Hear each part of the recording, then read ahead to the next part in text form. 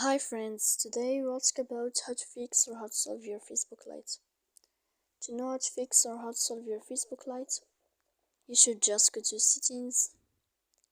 Here on this page we click apps, default apps, app settings.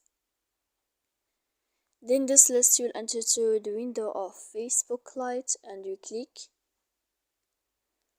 After that you'll enter to force stop and we click OK. Here we'll enter to the window of storage. Then we click clear cache.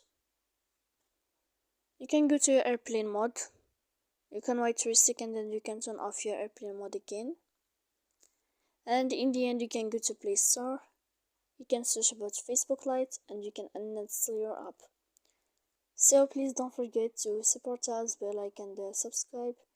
See you next time in another video and thank you for watching.